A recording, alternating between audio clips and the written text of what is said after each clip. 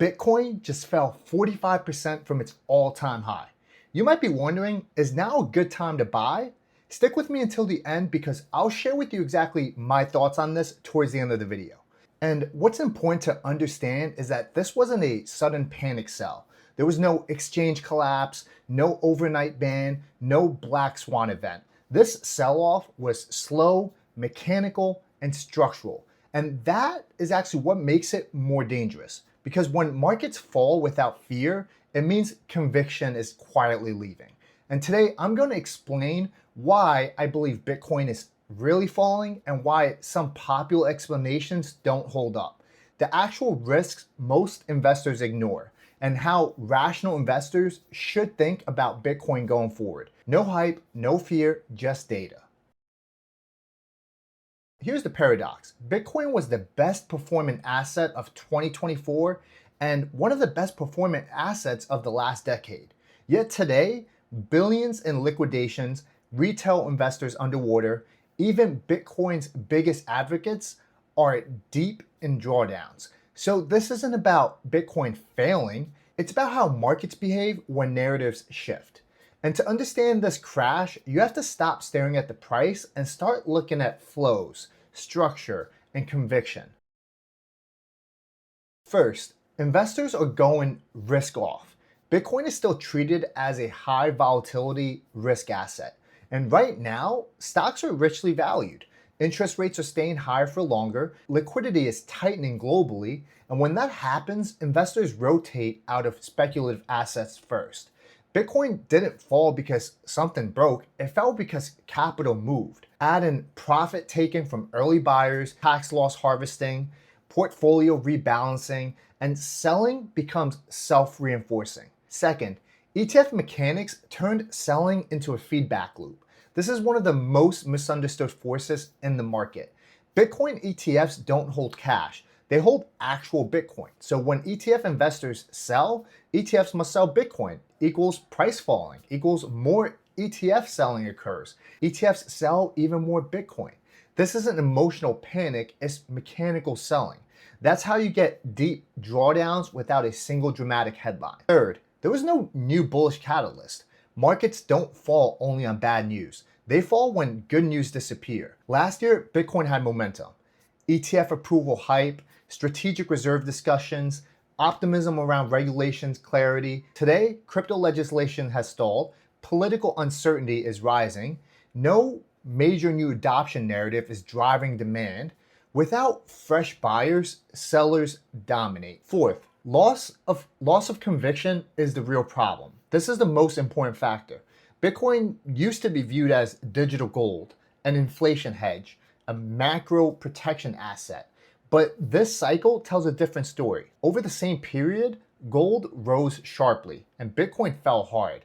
That's not what hedges do. That tells us that Bitcoin is being treated like a leverage risk asset, not a store of value, at least for now.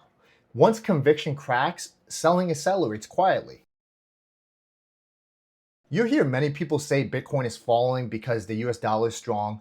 I think I saw a video of Graham Stephan mentioning that. The US dollar is strengthening. Here's the thing, most people purchase Bitcoin as a hedge against inflation, a weakening dollar, and less purchasing power. But when the dollar starts getting stronger, there's less of a reason to buy Bitcoin, and that leads to a sell-off, especially with ETF sales. But when you look at the data, that explanation doesn't fully hold up.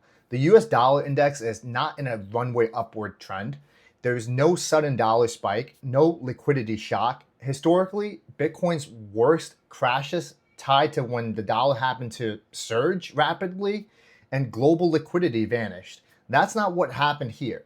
Bitcoin is falling without a major dollar shock, which tells us this sell-off is being driven internally. Valuation risk. Bitcoin has no cash flow, no earnings, no intrinsic valuation model. Its price depends entirely on belief and demand. That doesn't mean it can't rise dramatically like it has in the past, but it does mean sentiment matters more than fundamentals. Bitcoin has repeatedly fallen 50%, 70%, even over 90% in past cycles. This volatility isn't an anomaly, it's the cost of participation, unfortunately. And that's why I don't really participate in this much. If 50% drawdown scares you, your position is too large. MicroStrategy holds roughly 3.5% of all Bitcoin, but their debt is long dated, mostly convertible, not subject to immediate margin calls. The risk isn't forced selling, it's shareholder dilution if Bitcoin stayed depressed long enough. And that's slow pressure, not a sudden collapse. Quantum computers capable of breaking Bitcoin do not exist at scale today. And even if they did, Bitcoin can upgrade. The network has evolved before. This isn't a near-term threat. Here's the framework that actually makes sense. Limit exposure to 5 to 10% max. Bitcoin should never be a life bet. I've heard of people taking out loans to buy Bitcoin. That's a big no-no. Dollar cost average. Never try to time the bottom. Expect volatility. If you need certainty, Bitcoin isn't for you. Self-custody when possible. Not your keys, not your coin. And what I mean by that is there were companies out there that were willing to pay you to hold your coins and they flipped. So definitely try to hold on to it on your own. Take profits. Wealth is built by locking gains, not hoping forever. Bitcoin could still go higher, go much higher, or lose most of its value. Both outcomes are possible. That's why discipline matters more than prediction. In terms of whether I think now is a good time to buy, I believe it is, especially when it's almost at 50% off.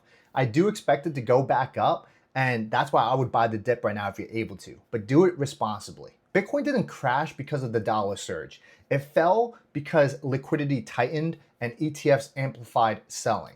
Narrative stalled, conviction weakened, and if you treat Bitcoin like a belief system, you'll get hurt. If you treat it like a high risk asymmetric asset like it is, you can survive any cycle.